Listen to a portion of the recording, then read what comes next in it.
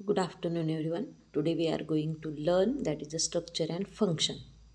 त्या structure and फंक्शनचं workbook आहे, त्याचं टोटल सोल्युशन आहे ह्याच्यामध्ये दिलेलं आहे. तर बघा प्रत्येक प्रश्नाचे सोल्युशन्स तुम्हाला ह्याच्यामध्ये दिलेले आहेत.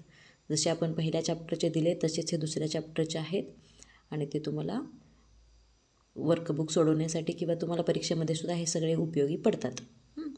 ज्याच्यामध्ये खूप डिटेलमध्ये आणि खूप साध्या सोप्या भाषेमध्ये ही सगळी उत्तरं दिलेली आहेत. ओके, तर हे सगळे जे वर्कबुकमधले प्रश्न आहेत त्या प्रश्नांची उत्तरं आहेत. आणि तर ह्याच्यामध्ये स्वाध्यायाचे कुठले आहेत आणि बाहेरचे कुठले आहेत हे तुम्हाला जे पाहिजे ते तुम्ही ह्याच्यामधले घेऊ शकताय.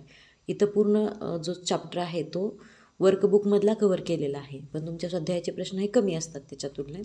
त्याच्यामुळे तुम्हाला जे पाहिजे तेवढ्या प्रकारचे तुम्ही घेऊ शकता त्याच्या उत्तरामध्ये. खूप सोपं आणि खूप साध्या सोप्या भाषेमध्ये ही जी उत्तरं सगळे आहेत ते दिलेले आहेत.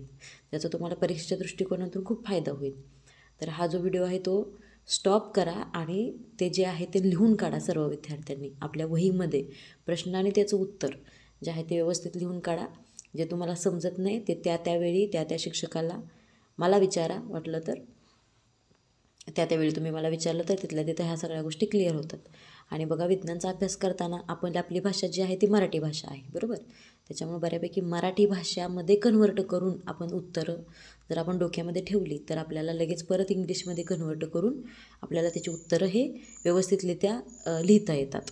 अगोदर समजून घ्यायचं की बाबा हे नक्की काय आहे मराठीमध्ये, कारण आता लगेच हळूहळू तुम्ही शिकताय ह्या सगळ्या गोष्टी. त्याच्यामुळे तुम्हाला सगळ्याच गोष्टी इझी जातील, सोप्या जातील असं अजिबात नाही आहे. त्याच्यामुळे आपल्या मातृभाषेमध्ये ह्या सगळ्या गोष्टी समजून घेणं हे तुमचं कर्तव्य आहे आणि हे तुम्ही घेतलं पाहिजे करून.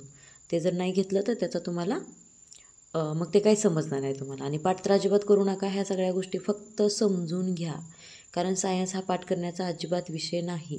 शास्त्रज्ञांचं नाव, एखादा थेरम, एखादी डेफिनेशन एखादं ठीक आहे, पण ज्या कन्सेप्ट्स आहेत त्या सगळ्या तुम्हाला समजून घ्यायच्या आहेत. कुणीही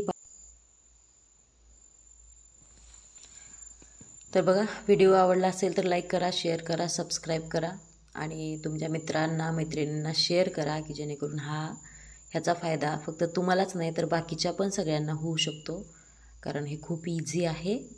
तर स्टॉप करून हा व्हिडिओ आहे जो तुम्ही लिहा सगळ्या गोष्टी. आणि जे काही समजत नसेल तर मगाशी पण मी तुम्हाला सांगितलं, जे तुम्हाला काही समजत नाही ते सगळं तुम्ही मला कधीही विचारू शकता. तर ओके, थँक्यू.